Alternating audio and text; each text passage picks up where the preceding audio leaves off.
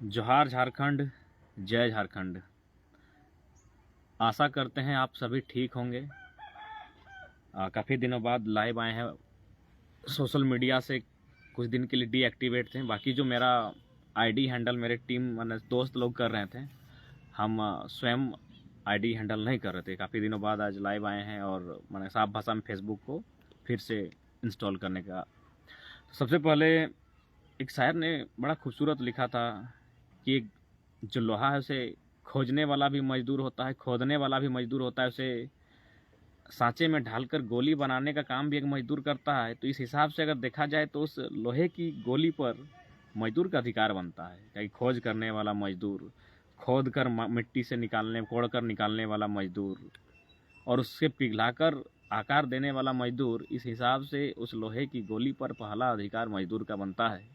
और वास्तव में आज भी मजदूर गोलियां ही खा रहा है क्योंकि उसका अधिकार बनता है। मेरे इस का लाइन के कहने का तात्पर्य जो सीएसएफ द्वारा कांड हुआ कुछ दिनों पूर्व हमारे बागमारा में, उसको लेकर है कि गोलियों का शिकार मजदूर ही क्यों होते हैं। जो देश कहता है भारत का संविधान, to the people, for the people, by the people, यानी जनता सब समान है। तो अगर कोयला का ही प्रश्न किया जाए, अवैध अवैध शब्द का ही अगर प्रयोग किया जाए, अवैध कोयला का खनन या फिर अवैध कोयला का कारोबार, तो उस पर तो लोग अरबपति बन गए हैं। क्या कभी सीआईएसएफ अथवा कोई भी विभाग जिनका दायित्व तो होता है, उनकी गोली या फिर उनकी आंखें तनी हैं किसी उच्च अधिकारी अथवा किसी विधायक मंत्री के ऊपर? संभवतः नहीं।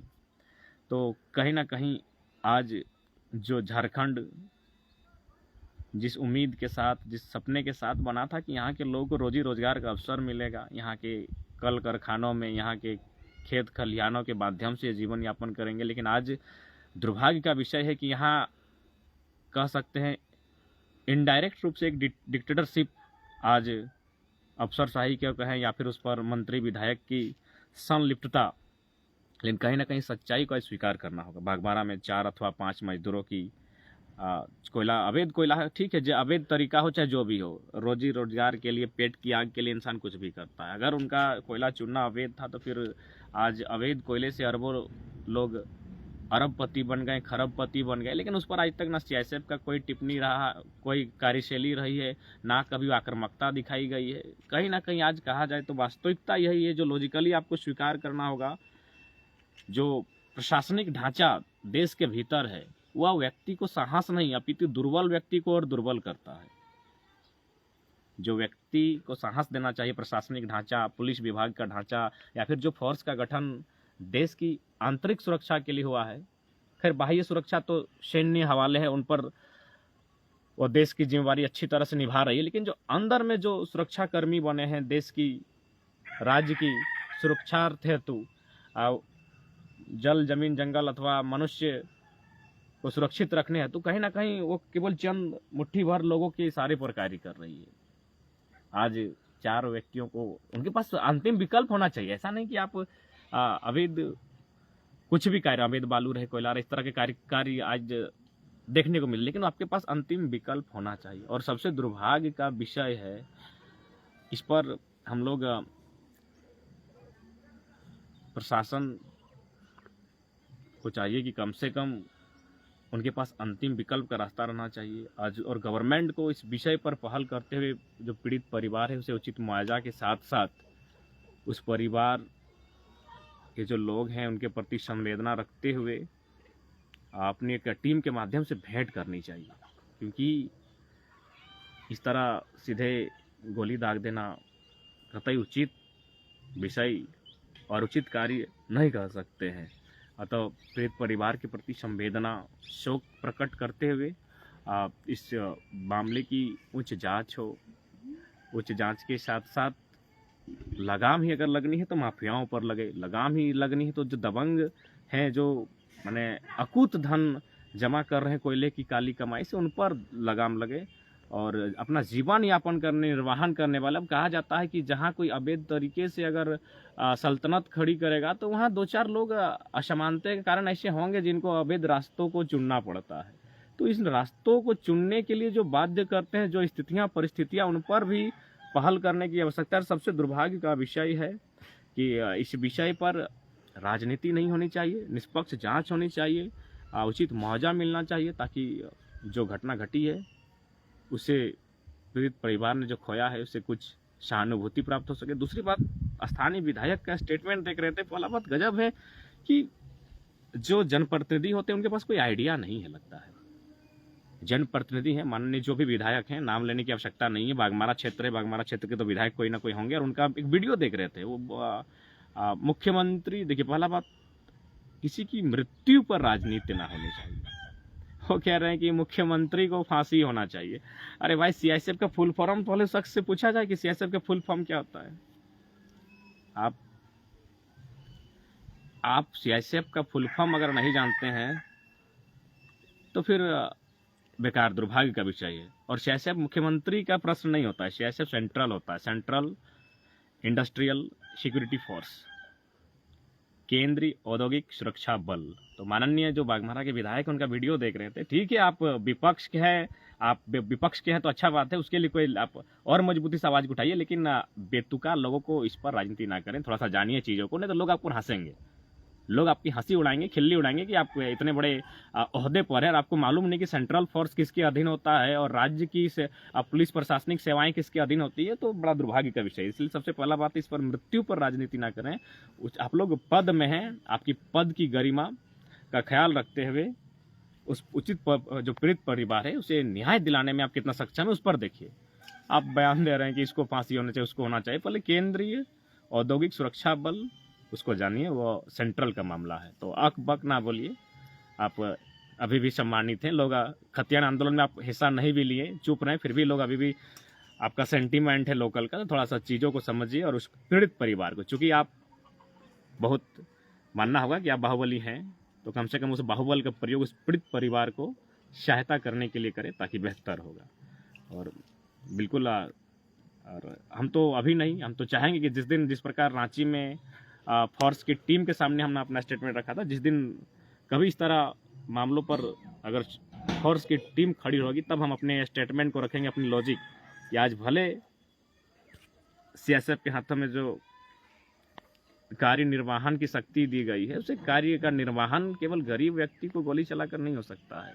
आए दिन रात को सड़कों पर निकलिए, कोल माफिया धड़ल्ले से, उसमें विधायक सिंडिकेट काम कर रहा है, इसमें उतना तो छोड़े, विधायक बहुत दूर की बात है, जो स्थानीय जो सरकार है उनके सोने प्रखंड अध्यक्ष और जिला अध्यक्ष संलिप्त हैं इन कोयला की तस्करी में। तो कम से कम जो लोग अवैध रूप से अरबों खरबों कमा रहे हैं उन पर अगर संभव है नियंत्रण और अंकुश कर पाना, तो मुझे लगता है बेहतर होगा। और एक बेहतर लेकिन ये भी सच्चाई है, जिस प्रकार फॉरेस्टर के सहयोग से जंगलों की कटाई होती है, सीआईएसएफ के सहयोग से कोयला की चोरी भी होती है। ये सच्चाई है, इसको स्वीकार करना होगा।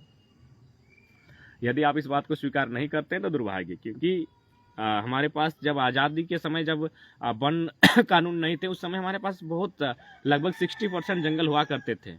लेकिन जब से वन कानून आए हैं उसके बाद से जंगलों की संख्या 25, 26 से 30 के आसपास रह गई है। तो इसका मतलब स्पष्ट है, वन कानून बनने के बाद वन घटे हैं, यानी फॉरेस्टर का पूरा सहयोग है।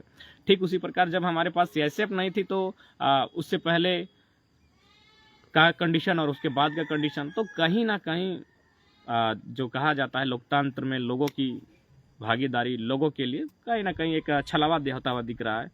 तो इसलिए कम से कम अंतिम विकल्प होना चाहिए था प्रशासन के पास। प्रशासन नहीं कर सकते, वो प्रशासन राज्य का विषय है, राज्य के विषय से बाहर है।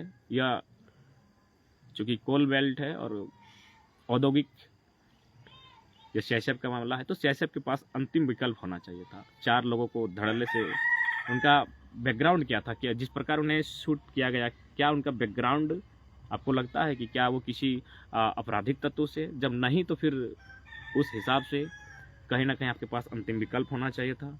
बहुत दुर्भाग्य का विषय है कि आपके पास लोगों को सुरक्षा देने के लिए, लोगों को निडर बनाने के लिए आपको दायित्व दिया गया है, लेकिन यहाँ दिन व दिन गरीब, मजदूर, बेबस लाचारों को लगातार शोषण किया जा रहा है। इसलिए जो 4-5 लोगों की हत्या हुई उसके प्रति शोक संवेदना, सहानुभूति और साथ ही साथ विशेष अपील होगी कि उस पीड़ित परिवार को एक ढाढ़स मिले, और ढाढ़स यानी स्पष्ट है आर्थिक सहयोग मिले, क्योंकि जो चले गए आप पाना असंभव है, लेकिन कम से कम एक आर्थिक ढाढ़स और एक न्याय मिले, उचित जांच हो इस गोलीकांड की, एक उचित न्याय मिले। लोग न्याय की अपेक्षा रखते हैं और तो कम से कम उन्हें न्याय मिले, इसकी हम लोग अभिलाषा रखते हैं।